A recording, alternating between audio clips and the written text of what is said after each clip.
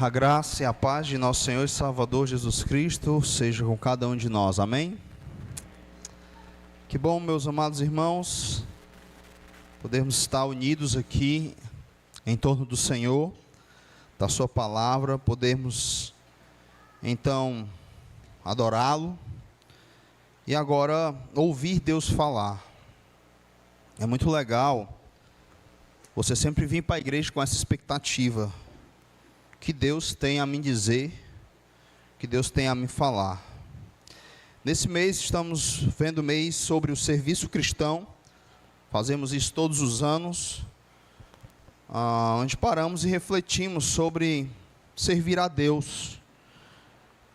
Isso é extremamente importante, porque no tempo em que nós vivemos, a igreja ela se tornou um programa de final de semana, em que você vai lá, cultua, e depois você vai embora e está tudo resolvido. Você cala a sua consciência de que está servindo a Deus, ou aquela cobrança que há dentro de todo crente, de que precisa melhorar, precisa se dedicar ao reino, precisa contribuir com o reino de Deus. Principalmente quando se trata de grandes igrejas, em que as pessoas nem sequer se conhecem, então elas têm uma equipe trabalhando, fazendo tudo acontecer. Na maioria das vezes todos são profissionais, pagos para fazer. E não é um estilo de vida, mas se tornou meio que uma empresa ou um clube social. E é extremamente importante nós refletirmos sobre isso. E nunca deixaremos então de falar sobre o serviço cristão e desafiar as pessoas. Como pastor, já ouvi membros até da nossa igreja mesmo chegarem e dizer: pastor, é muita cobrança, as pregações deviam ser mais leves, para que a gente já vem cheio de cobrança lá do trabalho, do dia a dia, está cansado, então a gente queria chegar aqui, sentar e ouvir algo para a gente sair assim mais aliviado, só que às vezes a gente sai com mais responsabilidade, com mais peso. No entanto, meus amados irmãos, a palavra de Deus em si, ela sempre vai nos desafiar, porque é um livro santo, revelando um Deus santo, escrito para pecadores, que na maior parte das suas vidas tem um coração frio para Deus.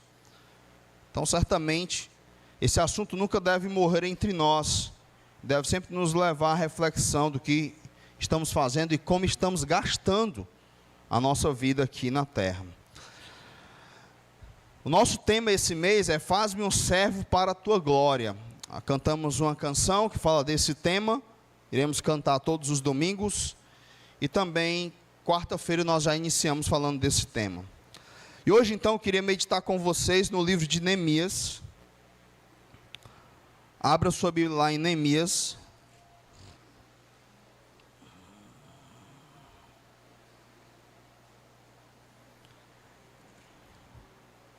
Neemias capítulo 1.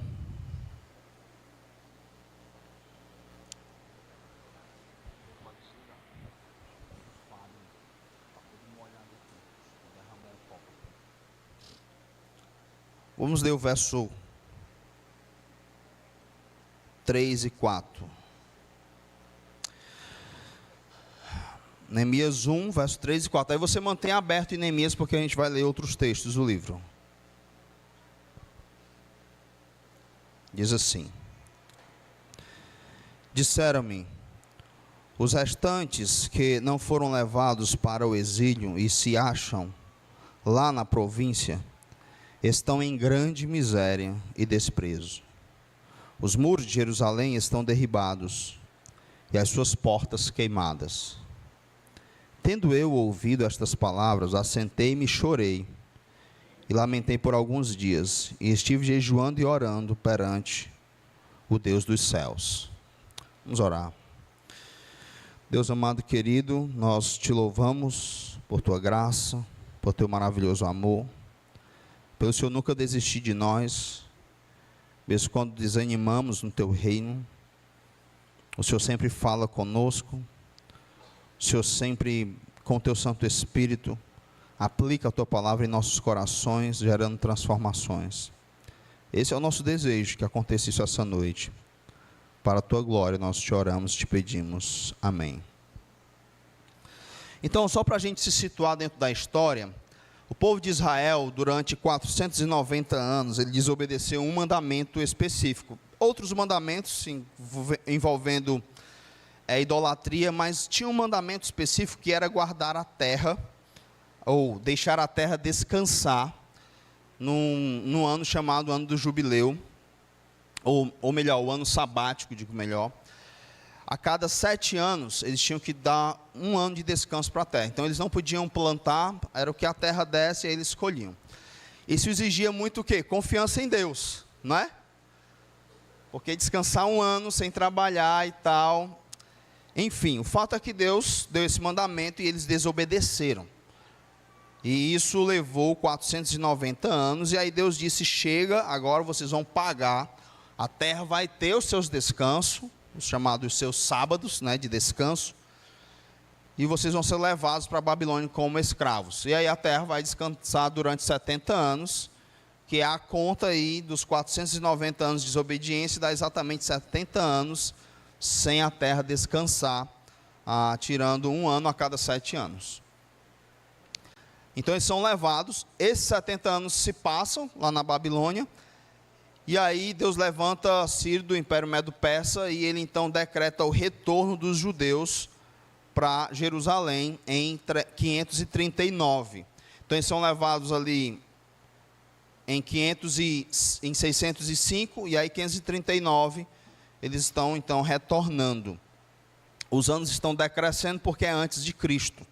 Então vai decrescendo até chegar ao ano 0.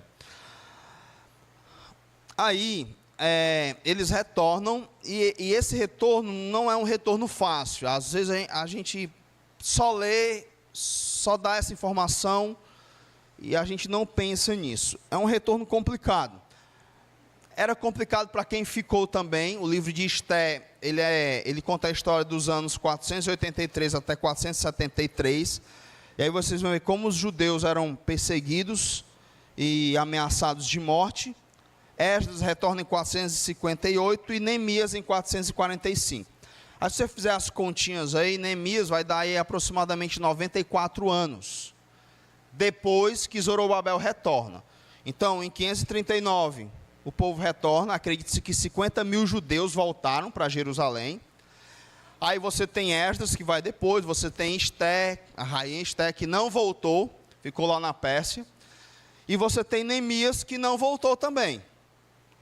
E aí Neemias lembra que ele se torna alguém importante, ele era um copeiro do rei, essa era a profissão dele. E essa profissão era uma profissão de muita intimidade com o rei. A Ruth até me perguntou, pai, ele era amigo do rei? Acredito que sim, eles eram amigos porque exigia-se muita intimidade. O que o copeiro fazia? O copeiro, além de preparar lá a bebida do rei, ele também provava a bebida do rei, para ver se não estava envenenada. Então, eu vou provar aqui. Então, ele não podia enganar o rei, tinha que ser alguém de confiança, porque vai que ele bebe aqui, deixa no ladinho da boca, aí diz, tá tranquilo, rei, pode beber.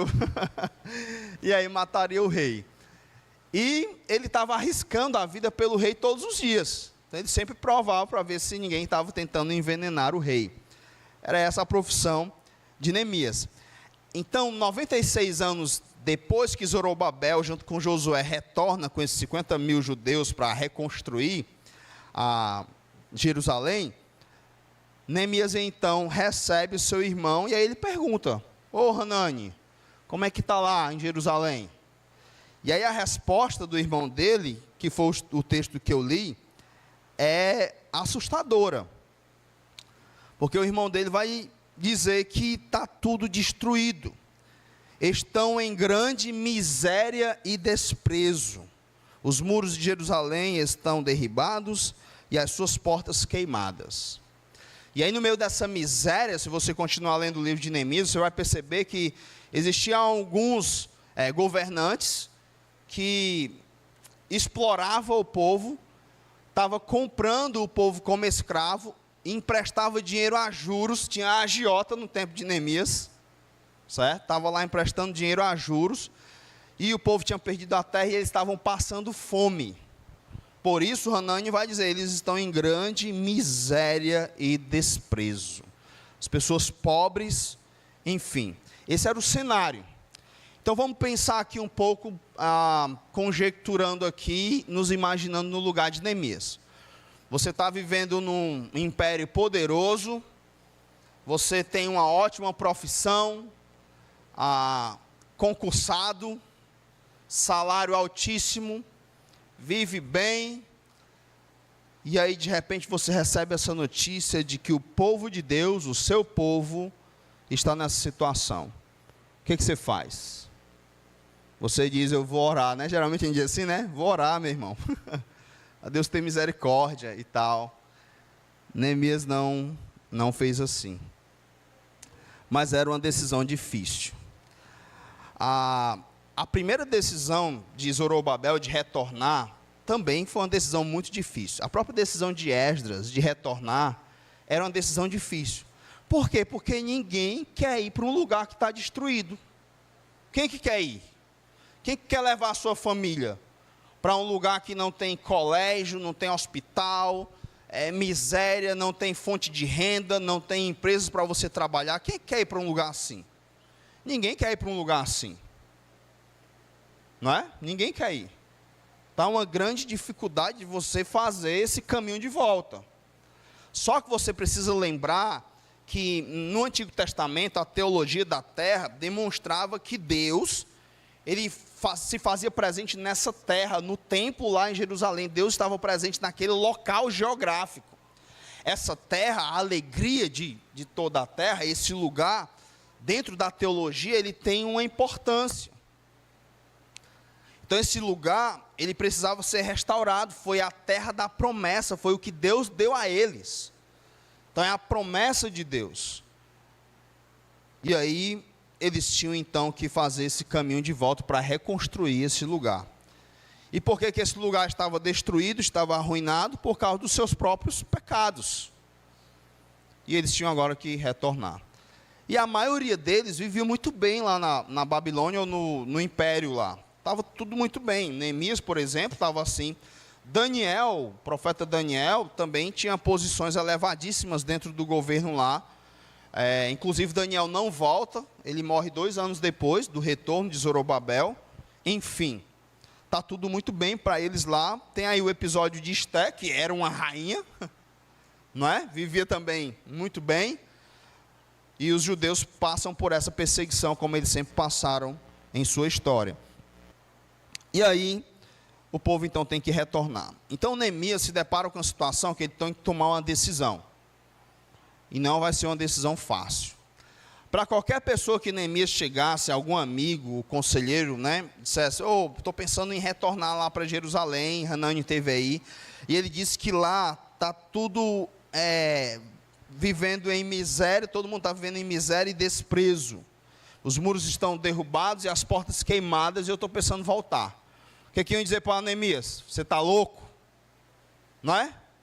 Você pirou da cabeça, você vai para um lugar desse. Olha aqui, a sua vida aqui, você tem uma vida aqui, você construiu uma carreira aqui.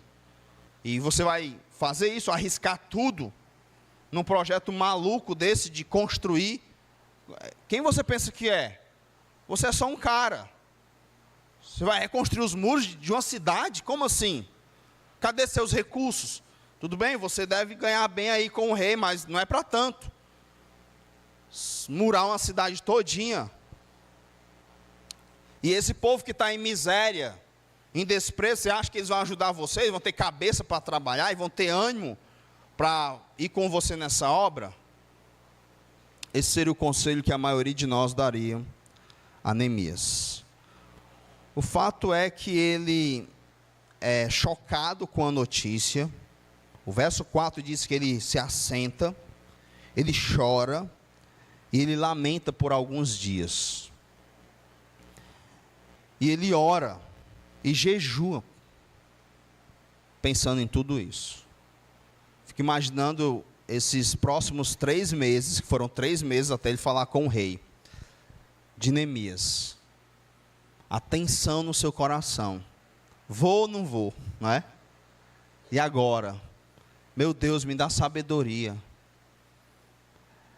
É assim que acontece. Deus, Ele toca em nosso coração, e agora a gente se sente puxado para fazer aquilo, mas parte de nós tem medo.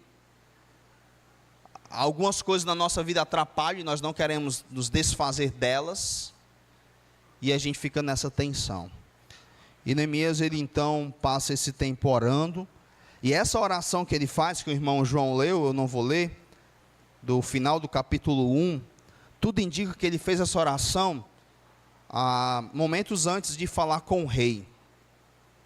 E aí ele chega então para falar com o rei. Ele toma a decisão, ele passa esse tempo de oração, ele se decide: eu vou retornar, eu vou reconstruir os muros. Só que após tomar essa decisão, não se resolveram as coisas. A situação continua difícil. Por quê? Porque ele tem agora que ver como que vai fazer isso. Então uma coisa é eu orar aqui, estou decidido, agora vem a outra tensão. Como é que a gente vai fazer isso? Como é que eu vou resolver isso? Então Neemias, ele vai falar com o rei, está lá no capítulo 2, acompanha comigo aí a leitura.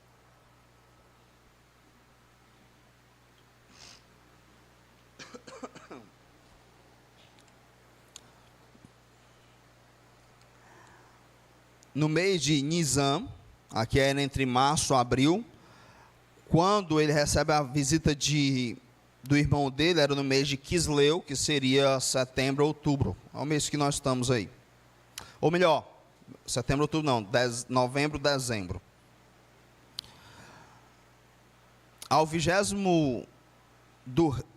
No ano 20º do rei Artaxerxes, uma vez posto o vinho diante dele, eu o tomei para oferecer-lhe o dei. Olha só isso. Ora, eu nunca antes estivera triste diante dele. O rei me disse: por que está triste o teu rosto, se não estás doente? Tem de ser tristeza de coração. Então temi sobremaneira. O que o autor sagrado quer mostrar, o próprio Neemias, ao narrar isso, ele quer dizer o quê? Essa minha tristeza, ela foi proposital, porque eu nunca estivera triste diante dele. E por que eu temi? Porque na cultura do tempo de Neemias, não se podia aparecer triste diante do rei. Vocês lembram que no livro de Esté, ela nem sequer poderia aparecer diante do rei, sem ser chamada.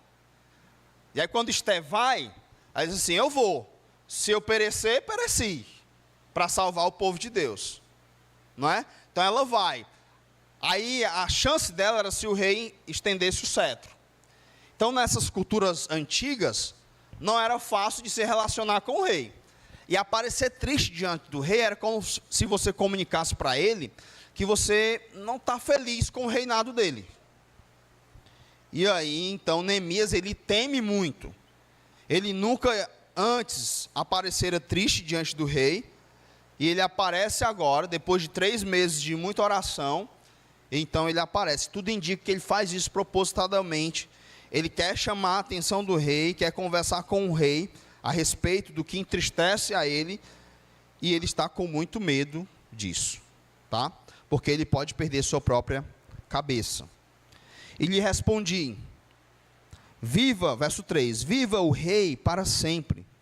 Como não estaria triste o rosto, se a cidade, onde estão os sepulcros de meus pais, está assolada, e tem as portas consumidas pelo fogo? Disse-me o rei: que me pedes agora? Então orei ao Deus dos céus. Legal, não é isso aqui? Ele está numa conversa ali, e ele, no meio dessa conversa, ele está fazendo o quê? Orando. Então, olha só o diálogo. Ele chega diante do rei, triste. O rei: bem, por que você está triste? Isso é porque não dá para ficar feliz se a cidade dos sepulcros dos meus pais está em ruínas, está tudo destruído. Aí o rei, beleza, o que é que você quer então? Nesse intervalo, até a próxima fala dele, até a próxima palavra que ele vai pronunciar, ele está orando. Acho isso muito legal. Às vezes você está conversando com alguém e você está orando. Às vezes você vai evangelizar e a pessoa lhe faz uma pergunta difícil. Aí você faz o quê? Senhor, me dá sabedoria. Orando ali. Senhor, me ajuda agora nisso aqui. Senhor, e aí você está orando no meio dessa conversa. Então, Neemias, ele está tenso, no entanto, ele está em comunhão com Deus. Tem medo no coração dele, lembra? Ele diz, eu temi, mas ele também está orando a Deus. Tá certo? E aí ele vai, então, pede algo ao rei. Antes disso, lembra que o temor de falar com o rei era um problema, e aí ele ultrapassa essa barreira, ele conversa com o rei, ele fala com o rei, mas após ser liberado pelo rei, para então ir construir Jerusalém, ou os muros, as dificuldades vão continuar. O que eu quero que vocês percebam é que nesse processo de servir a Deus, nunca vai ser tão fácil. Então, Neemias é chocado com a notícia, agora ele tem que tomar uma decisão. O que eu faço? Não é? E aí ele vive essa luta, essa oração. Agora eu vou falar com o rei. Beleza, falei com o rei, conversei com o rei.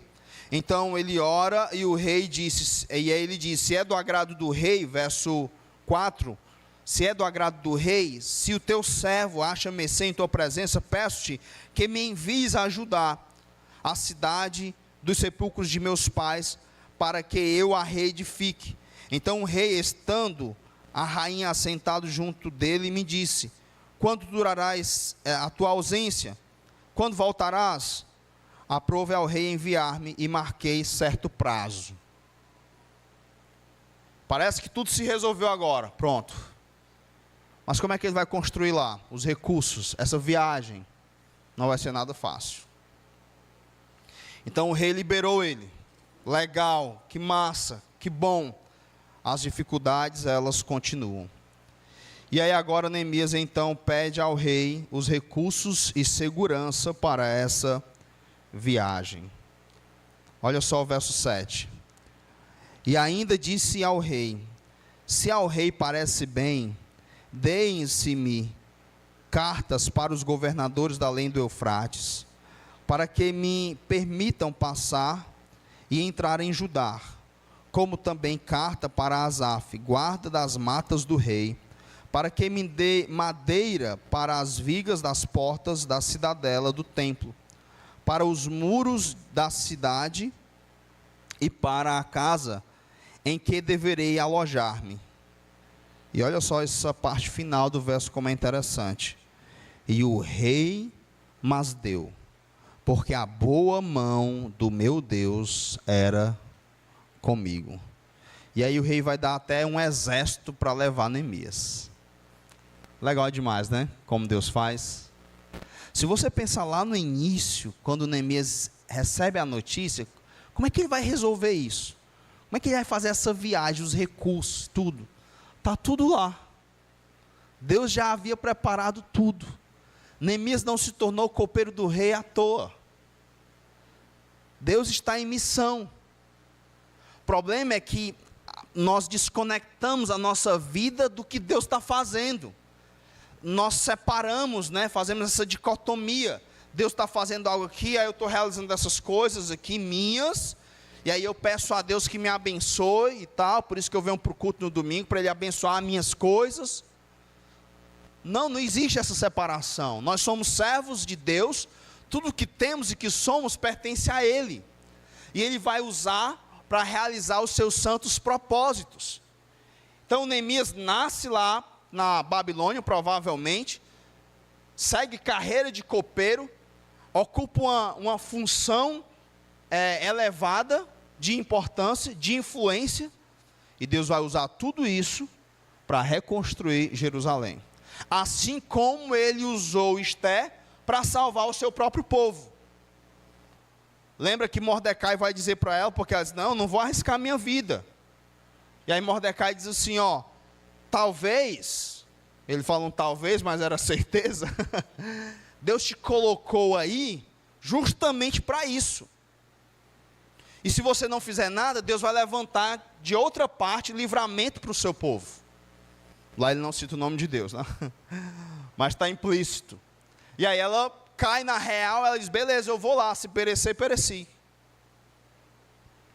Então, às vezes, nós fazemos essa separação. Não, onde você está hoje, se você é filho de Deus, Deus está em missão, e Ele tem algo a realizar com aquilo que Ele te deu, onde Ele te colocou. Então, tenta encaixar isso na sua agenda.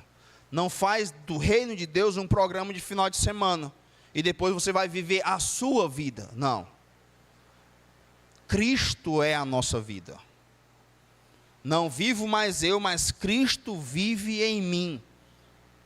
Tudo que sou agora pertence a Ele. Ele comprou a minha vida com o seu sangue, eu sou um servo dEle.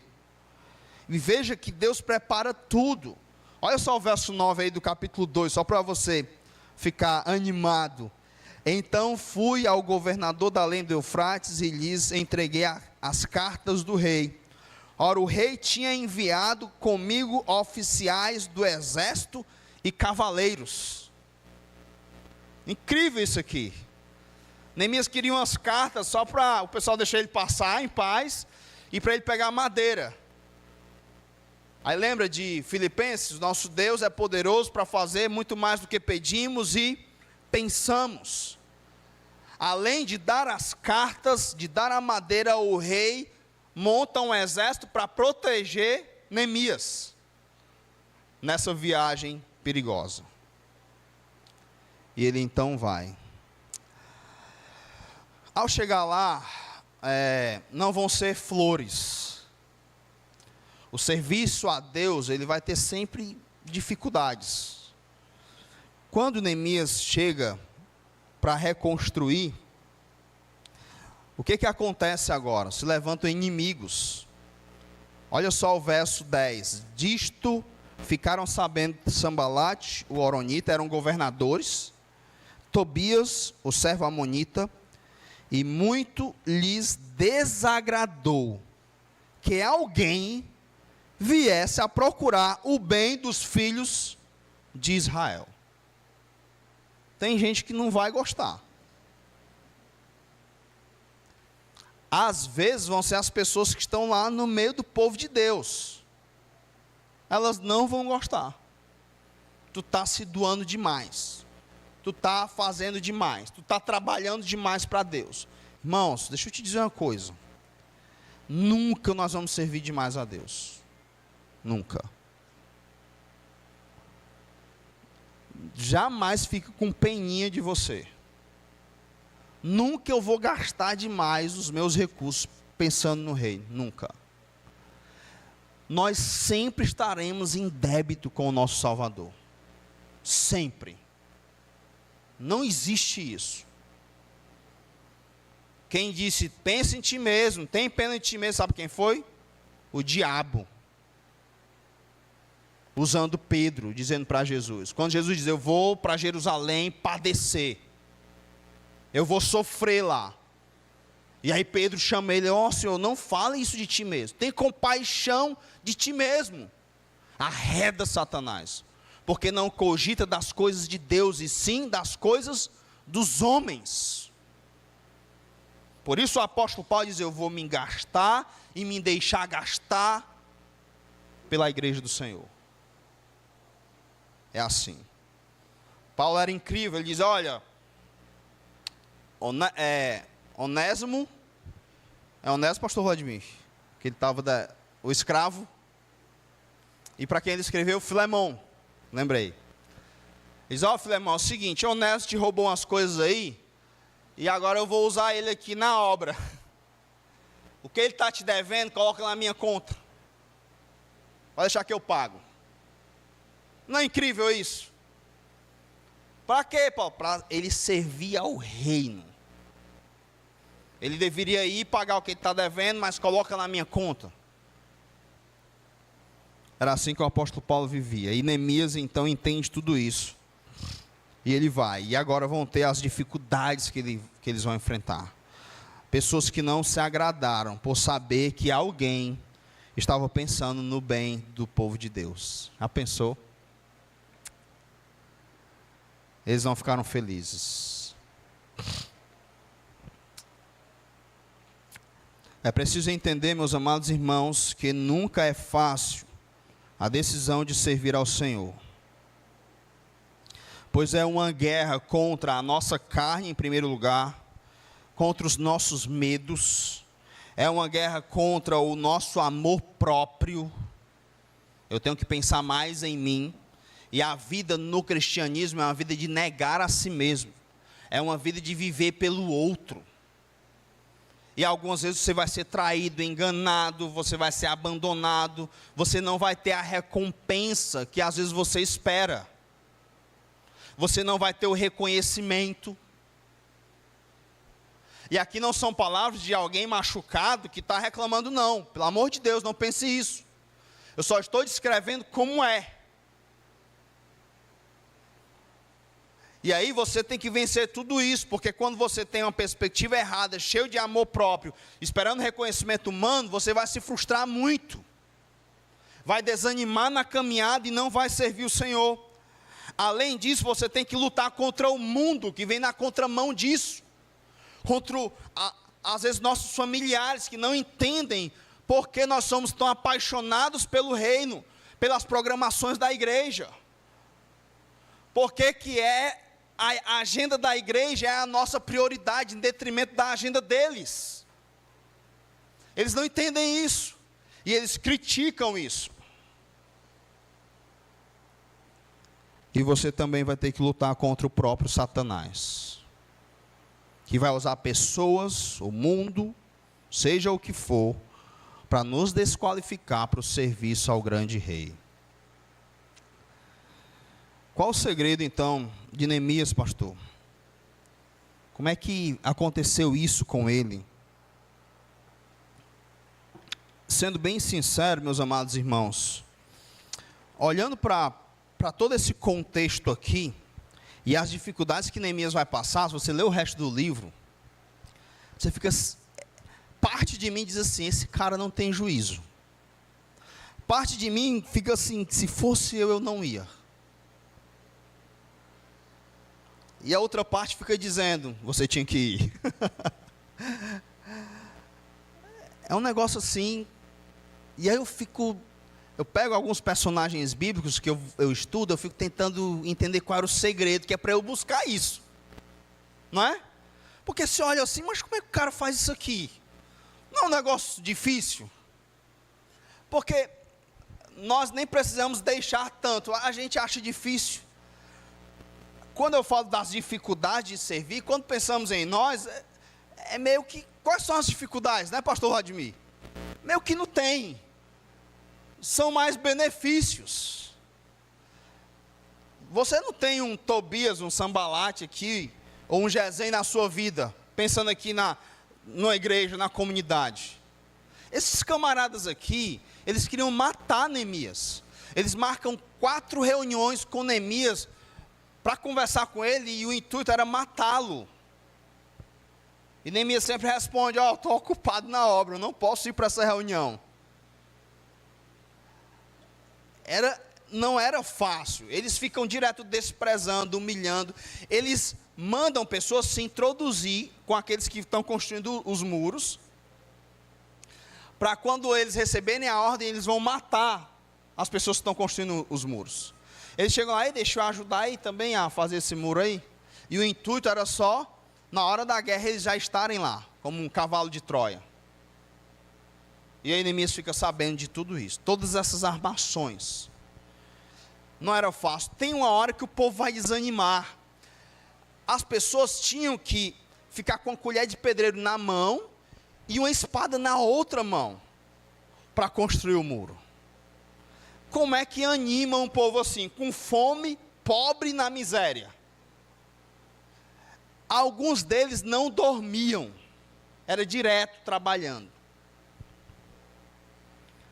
Não era nada fácil.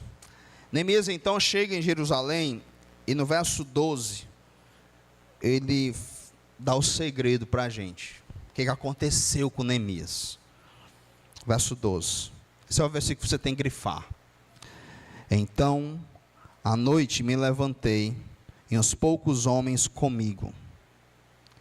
Não declarei a ninguém o que o meu Deus me pusera no coração para fazer em Jerusalém. O que o meu Deus me pusera no coração para fazer em Jerusalém. É aqui. O ponto está aqui. É algo muito pessoal e forte, o que Deus faz com cada um de nós. Ele vai lá e coloca no coração. Ele coloca esse desejo dentro de nós.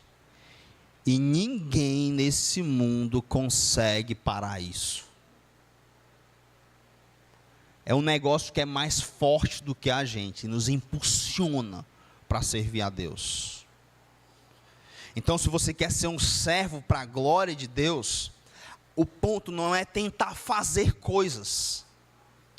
O ponto é correr para Deus, para que Ele coloque aonde? No coração. Não adianta eu tentar ser um Neemias, se Deus não colocar o que colocou no coração dele no meu. Então, a sacada, o segredo não é dizer, não, agora não vou faltar mais nada na igreja e tal. Não é daqui para lá, é de lá para cá. É quando Deus toca em nosso coração, Ele nos transforma de uma forma tal, que a gente é capaz de morrer pelo que Ele colocou no coração. Que é o caso de Neemias aqui. Eu não falei para ninguém o que Deus tinha colocado no meu coração. Ele recebe a notícia do seu irmão, como estava tudo. Ele chora, ele lamenta. E Deus, em missão, está trabalhando no coração dele. Está mexendo ali dentro. Está plantando algo, está colocando algo. E de repente, ele toma a atitude de arriscar a sua vida, de falar com o rei. Enfim, coisas que para nós não faz sentido. Eu tenho ensinado esse livro para a Ruth. Então, e aí fica a dica para os pais, né? Já está maiorzinha. O devocional que eu faço com ela é o quê? Eu leio um versículo e eu explico. E como é uma narrativa, ela ama isso. E ela quer que eu conte tudo logo. Não, só amanhã. E aí eu vou segurando, né? Então, todo dia eu conto um pouco e eu vou aplicando. Como ela vai aplicar isso na vida dela.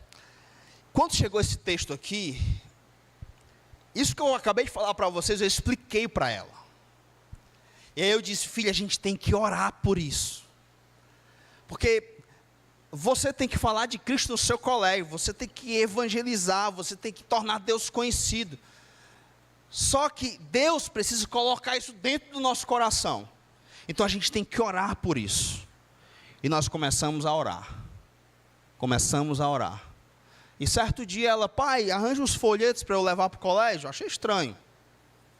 Eu já tinha mandado ela levar algumas vezes. Ela disse, pai, eu fico com vergonha e tal, né? De entregar lá. Ela levou algumas vezes nessa luta. Aí eu não forço, né? Eu deixo ela. Só que nesse dia, ela mesma pediu. E aí continuamos os devocionais. De repente ela, pai, hoje eu quero levar uma Bíblia para sortear com os meus colegas. Eu disse, tá bom. E aí em outro dia elas, pai, hoje eu vou levar a Bíblia e eu vou contar a história de Neemias para os meus colegas. Eu vou falar. Eu disse, sério, filho, sério. E aí a gente orou por isso e tal. E aí ela foi me perguntando como é que ela ia fazer. E se fulano perguntar isso, pai, como é que eu digo e tal. E aquela conversa toda. E eu acredito piamente que Deus ouviu nossas orações. Deus ouviu nossas orações. E agora, ontem mesmo nós fomos orar e ela orou novamente por isso. Deus me ajuda a falar de ti para os meus colegas. Não é assim? Eu lembro um dia desse que eu orei com o Arthur aqui na quarta-feira. Nós falamos das nossas dificuldades de servir. E aí ele disse que ele não conseguia falar de Cristo para os amigos dele. Quando ele ia falar, tinha um bloqueio. E aí nós oramos. Lembra, Arthur? Ele falou do sonho de ser jogador de futebol e tal. E aí, por que você quer ser jogador de futebol? Aí, porque eu vou então poder falar de Jesus para muitas pessoas. Massa. Incrível isso. Mas tu consegue falar hoje no colégio? Ele disse, não consigo. Tem esse bloqueio. Depois vamos orar. E aí, semana passada a irmã Michele veio me falar que ele chegou emocionado porque ele tinha conseguido falar. Sabe o que foi isso? Deus ouviu essa oração. Então, meu amado irmão, se você está desanimado para servir a Deus, você não tem entusiasmo, você não é desbravador, você não é raçudo para as coisas de Deus, que negócio cansado, você não arrisca nada pelo reino, é difícil até para você ofertar, as coisas do reino sempre ficam em segundo plano. Ora, Deus, muda meu coração. Deus, eu estou desesperado. Deus, eu estou tão frio. Eu não sinto nem vontade de ir para a igreja. Eu vou à força, porque é o jeito. Deus, me salva. Me socorre. Enche o meu coração de entusiasmo. Coloca esse negócio que o Senhor colocou no coração de Neemias no meu. Porque eu quero vivenciar isso. O que o Senhor está fazendo é algo muito incrível. Ah, irmãos, como é gostoso fazer parte do que Deus está fazendo. Como é maravilhoso. Às vezes eu fico cobrando os irmãos e tal. Eu quero que vocês também sintam essa alegria. Conseguir ver o que Deus está realizando.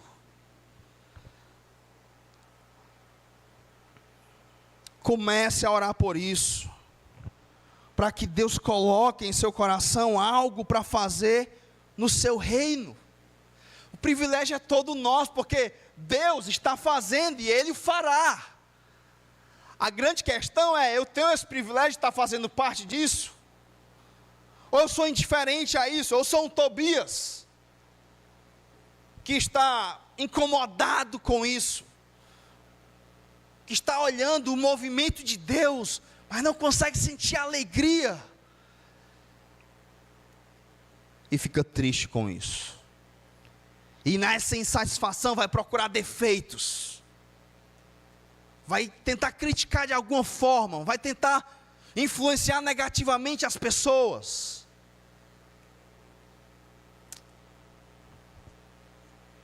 Ore ao Senhor. As dificuldades para servir a Deus sempre vão existir. Após Neemias, então, visitar a cidade, na sua estratégia, não conta para ninguém o que Deus tinha colocado no coração dele. Eu acho isso incrível.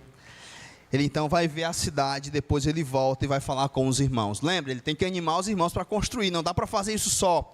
O povo está com fome, está na miséria, filhos escravizados por conta de dívidas, o povo está endividado com os agiotas. E aí o que Neemias faz? Verso 17. Ele reúne alguns homens ali. Como é que ele vai animar esses homens? Olha só. Então lhes disse: estais vendo a miséria em que estamos? Jerusalém assolada e as suas portas queimadas. Vinde, pois, reedifiquemos os muros de Jerusalém e deixemos de ser opróbrio. O legal aqui é que você tem alguém que está vivendo a vida dele de boas, não é? Neemias não precisa de uma Jerusalém reconstruída. Neemias vivia num palácio. Mas é o que Deus colocou no coração dele, esse amor ardente pelo povo de Deus, pela terra do grande Deus, pelo o que a terra representa. É algo que pertence a Deus. Então estou vivendo aqui num palácio, Mas Neemias, ao falar, ele não se sente num palácio, porque ele se identifica com o povo de Deus. Então ele diz: estáis vendo a miséria em que estamos, não é? Em que vocês estão. Neemias não chega lá: ei, vocês estão vendo aí a miséria que vocês estão? Eu vim aqui ajudar, se vocês não cooperar, problema de vocês. Eu tenho um palácio lá me esperando, um quarto confortável. Não, é o meu povo, é o que Deus colocou no meu coração. Eu amo esse povo, eu vou servir com esse povo. Nós estamos em miséria. Foi isso que o pecado fez. Então vamos arregaçar as mangas e deixar de ser opróbrios. Vamos lá, vamos reedificar juntos. E aí vem a grande sacada de Neemias, no verso 18, para animar os homens. E lhes declarei: como a boa mão do meu Deus estivera comigo, e também as palavras que o rei me falara. Então disseram: disponhamo-nos e edifiquemos. E fortaleceram as mãos para a boa obra. Como é que Neemias animou as pessoas para servirem a Deus? Como foi? Hein, Cláudio? Tu que gosta de responder? Contando algo. E o que ele contou? O que Deus tinha feito. É assim que a gente se anima. Conta aí para mim o que Deus está fazendo na tua vida. Conta aí o que Deus está realizando. Como é que foi essa semana? Ou você não consegue perceber Deus agindo na sua vida? Estranho, né? Deus está em missão, Deus está fazendo algo. Perceba que não aconteceu nem algo assim extraordinário. Vocês conseguiram perceber na narrativa? Ah, Deus foi lá e falou com o rei e tal. Não foi isso. Foi no ordinário, na vida comum de oração. Deus incomodando o coração dele. Deus colocou algo no seu coração. E ele fala com o rei. E aí ele entende, olha que incrível. Ele entende que a atitude do rei, não é porque o rei era bonzinho. É porque Deus estava atuando. Deus estava agindo. O rei fez o que fez porque Deus estava em missão. Deus estava fazendo aquilo. É muito massa viver uma vida assim, porque você vai vendo Deus agindo, atuando. Não, eu não preciso ver um anjo, eu não preciso ver um super milagre. Deus está toda hora com o seu povo agindo, no ordinário. Neemias está lá falando com o rei: ó Neemias, o que é que tu quer? Ó Deus, me dá sabedoria agora, para eu pedir a coisa certa a esse homem, segundo a tua vontade. E aí ele vai e fala. E o rei então surpreende: vai lá, Neemias, pode ir, está aqui o exército, está aqui as cartas, vai. E aí Neemias olha para isso e ele diz: foi Deus. Foi Deus que fez isso aqui. Ele glorifica a Deus. Quantas coisas Deus faz na nossa vida, irmãos, a gente acha que é o nosso braço, né? É a nossa capacidade. Não, o rei fez isso aí porque ele me considera. Porque, afinal de contas, eu sou o copeiro, né, gente? Então, aí Neemias, ele não chega para animar os camaradas, dizendo assim: ei, mano, ó, o rei está comigo, mano, eu sou o copeiro dele. Então, bora lá, bora se animar. Não. Neemias, Deus agiu. Deus tá nesse negócio. Deus está envolvido nisso, então bora se animar. Porque Deus está fazendo algo. Ei, irmãos, eu posso dizer isso da igreja? O que vocês acham? Posso? Sim ou não? Deus está envolvido na igreja? Ele está fazendo coisas na igreja? Claro que está. Ele está agindo toda hora, restaurando vida, transformando pessoas, salvando casamentos. Nossa, Ele é incrível. Eu consigo ver isso direto. Deus agindo, coisas maravilhosas acontecendo. No ordinário, coisas extraordinárias acontecendo. Às vezes tem aquele irmão que está desanimado, de repente ele se anima. O que foi isso? Foi Deus. Deus colocou alguma coisa no coração dele. Tu está assim agora, como é que pode? É Deus. De repente você está aqui e alguém que se desviou, foi para o mundo, se perdeu, retorna. E eu nem fui lá falar com ela. Você nem foi lá. Quem foi que falou com ela? Quem foi que a atraiu de volta para o seu aprisco? Quem foi que trouxe de volta? Quem foi que preparou o ambiente para recebê-la? Para que seja cuidado? Quem? Foi Deus. Como nosso Deus é incrível, está trabalhando, irmãos. Toda hora Ele está trabalhando. É assim que Neemias anima o povo, falando o que Deus estava fazendo. Mas as dificuldades continuam. Os inimigos de Neemias e do povo de Deus não gostam disso, e eles zombam deles, e os desprezam, e eles vão fazer isso aqui toda hora. Neemias constrói muros, aí eles vão dizer assim: rapaz, esse muro aí, se uma raposa encostar ele cai. Toda hora desprezando eles. E aqui não é diferente. Eles nos desprezaram e disseram: que é isso que fazeis? Quereis rebelar-vos contra o rei? E veja no verso 20 a resposta de Neemias. Então lhes respondi: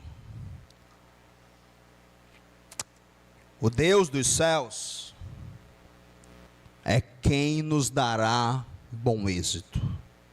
Nós, seus servos, nos disporemos e reedificaremos. Vós, todavia, não tendes parte, nem direito, nem memorial em Jerusalém. O Deus dos céus, apontando para a soberania de Deus, é Ele que vai nos dar bom êxito. Porque eles desprezam essa atitude deles de se animarem para construir. E Ele vai dizer: ó, o Deus do céu vai nos dar bom êxito. Nós, os seus servos, é que reedificaremos. Nós vamos trabalhar, nós nos disporemos e reedificaremos. Eu acho isso aqui fantástico na igreja do Senhor. Nós, os seus servos, vamos trabalhar. Vamos arregaçar as mangas. Quando os missionários são enviados, é o governo que banca eles? Sim ou não? Quem é que banca? A igreja. Uma reforma como essa daqui, é o governo que dá? Não. É o prefeito, e nem se desse eu ia aceitar. Não, é o povo de Deus. São os servos de Deus, bora fazer. É para Deus, é para o reino, vai gerar edificação, comunhão, bora fazer. A gente arregaça as mangas e nós fazemos. E quem nos dá bom êxito é o Deus dos céus. Não é prefeito, não é governador, não é presidente, não é ninguém. É o Deus dos céus. E se o rei ajudou Neemias, é porque Deus move coração de reis. Mas vão ser os servos de Deus que farão. Aleluia, o privilégio é todo nosso, irmãos. Somos nós que estamos envolvidos no que Deus está fazendo. No final nós podemos dizer: ei, vocês não têm parte nem direito na história do povo de Deus. Nós, os seus servos, sim. Nós, os seus servos, temos parte, temos história, temos registro. Vários livros das Sagradas Escrituras vão ter registros. Eu ensinei isso para a Ruth, muito massa. Tem registro, eu li os registros, são chatos, né? Às vezes você vai ler nome atrás de nome. Você vai ver duas coisas, principalmente nesses livros aqui, pós-exílio. Vai ter o registro dos que voltaram, dos que trabalharam. Neemias vai registrar lá, eu li com ela, o que fez a porta, o que fez esse pedaço do muro, o que fez esse lado, está lá o nome dos camaradas, tudinho. Mas você vai ver outras listas de quem se casou com mulheres que eram de outros povos. Está lá a lista de quem cometeu pecado e arruinou o povo de Deus. Sambalat, Tobias e Gesem não tem parte, nem direito, nem memorial em Jerusalém. Eles são citados como exemplos terríveis, usados por Satanás para destruir o povo de Deus.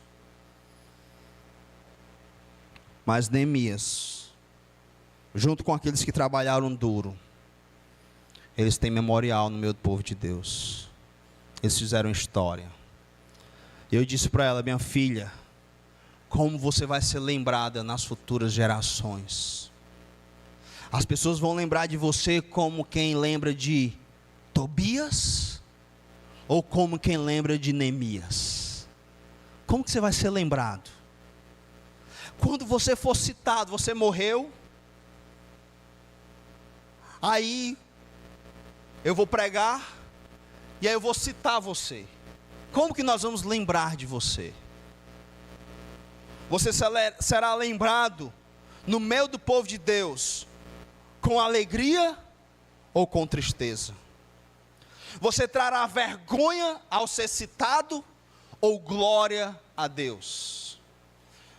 Você vai ser citado como alguém que Deus fez algo em você, e essa história vai servir para animar o povo de Deus? Ou vai ser citado como alguém que desprezou as coisas de Deus, que foi um inconstante no reino, que foi desinteressado? Alguns de vocês vão ser citados assim. Nunca se envolveu, nunca trabalhou duro pelo reino, foi um eterno visitante na igreja, não edificou a vida de ninguém, estava sempre ocupado. É assim que você quer ser lembrado? Vai ser esse o memorial que você vai deixar, o legado?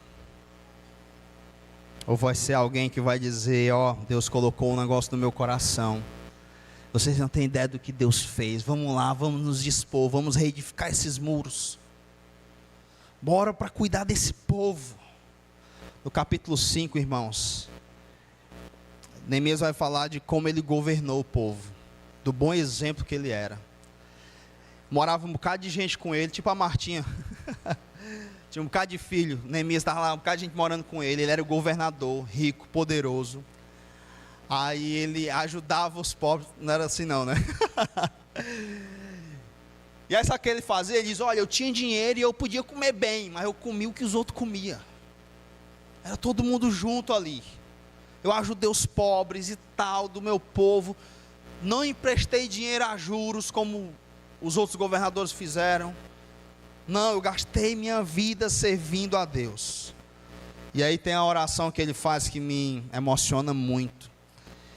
E eu peço a Deus que, por sua graça, quando eu estiver velhinho, eu possa fazer essa oração. Agora ainda é muito precipitado, mas a oração que ele faz está lá no final do verso 5. No capítulo 5, digo melhor, verso 19. Ele diz que faz tudo isso, a forma como ele trata as pessoas, de como ele trabalhou com eles lá nessa obra, por causa do seu temor a Deus. E ele termina essa oração dizendo, ele faz a oração dizendo, verso 19: lembra-te de mim para o meu bem, ó meu Deus, e de tudo quanto fiz a este povo. Legal, né?